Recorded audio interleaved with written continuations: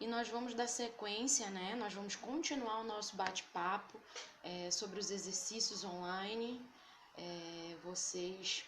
Nós, né, melhor dizendo, estamos no terceiro bloco de atividades e esse vídeo vai tratar de alguns exercícios sobre linguagem literária e não literária. Nós vimos isso no tópico inicial das nossas aulas presenciais. Perfeito, gente, tranquilo? Então, vamos lá. A primeira questão, ela pede para que você faça uma análise sobre a linguagem não literária. Só para lembrar, o que seria essa linguagem não literária? É aquela linguagem mais objetiva, que tem a função de informar, você não pode passar emoção, você tem que ser o mais direto possível na informação, lembra lá? Então, se você marcou a alternativa A, você acertou. Por quê? Bora dar uma analisada nesses dois itens? Vamos lá. Item 1. Diferentemente do que acontece com os textos literários, nos quais há uma preocupação com o objeto linguístico e também com o estilo, os textos não literários apresentam características bem delimitadas para que possam cumprir sua principal missão, que é, na maioria das vezes, a de informar. Perfeito! O texto não literário, ele precisa ser bem delimitado, ele precisa ter limites. Por quê? Ele precisa ser o mais objetivo possível, lembra lá? Ele precisa ser direto, não pode trabalhar com a questão dos múltiplos significados. Esses significados, eles precisam de um limite dentro do texto não literário.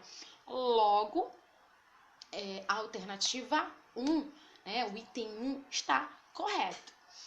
E o item 4, na linguagem não literária, a informação será repassada de maneira a evitar possíveis entraves. O que são entraves, professora? Problemas, né? Problemas para a compreensão da mensagem. No discurso não literário, as convenções prescritas na gramática normativa são adotadas. Perfeito. Na linguagem não literária, como a informação precisa ser o mais objetiva possível, nós não podemos trabalhar aí, como eu falei ainda há pouco, com os múltiplos significados, com os vários significados que as palavras podem ter. Você precisa trabalhar a partir do significado denotativo, tá bom, gente? O significado dicionarizado. E também você precisa manter as normas da gramática nesses tipos de textos, tá bom, gente? Beleza? Então, a alternativa correta é a letra A. Partimos agora para a segunda questão, que pede o quê? Sobre a linguagem não literária, é correto afirmar, exceto, ele quer a errada. Então, se você marcou aqui a letra C seria o único item que não corresponde a uma característica dos textos não literários. No caso, quando o texto não é literário, é porque ele é um texto informativo, denotativo. E o item C diz que ele utiliza como recurso a conotação. Não, conotação é um recurso dos textos literários, porque a conotação permite plurissignificação. Então, se você marcou a letra C, você acertou. Terceira questão. São características da linguagem literária agora, tá bom? Aquela linguagem mais emotiva, mais com plurissignificação, né? Em que as palavras, elas trabalham com esses múltiplos significados, que você pode colocar suas emoções, perfeito? Então, são características da linguagem literária, exceto, ele pede para que você marque um item que não corresponde a uma característica do texto literário. Qual seria a alternativa? Se você marcou a letra D, aliás, a letra C, né? Como tá aí na sua tela, você acertou, letra C, tá, gente? Só enfatizando.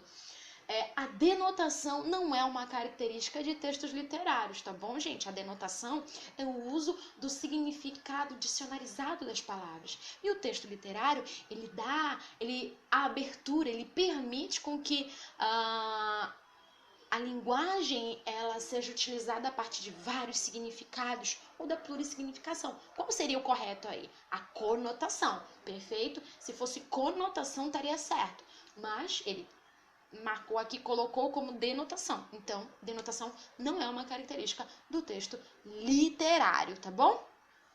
E para finalizarmos, a quarta questão. Sobre as diferenças entre poesia e poema, estão corretas as seguintes afirmativas. Se você marcou a letra A, você acertou. Quais são as afirmativas corretas, professora? Afirmativa 2 e afirmativa 4. Bora ver por quê?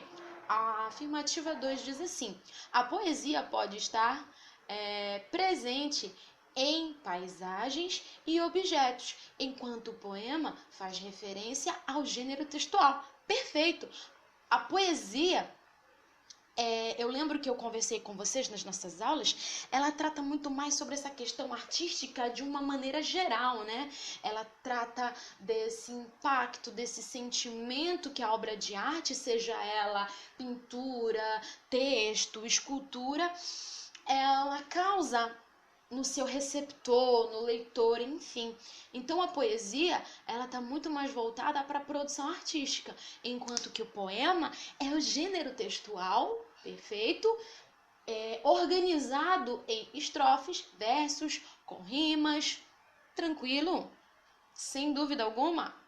Beleza, vamos partir para o item 4. Diz assim: poesia vem do grego poiesis, que pode ser traduzido como atividade de produção artística.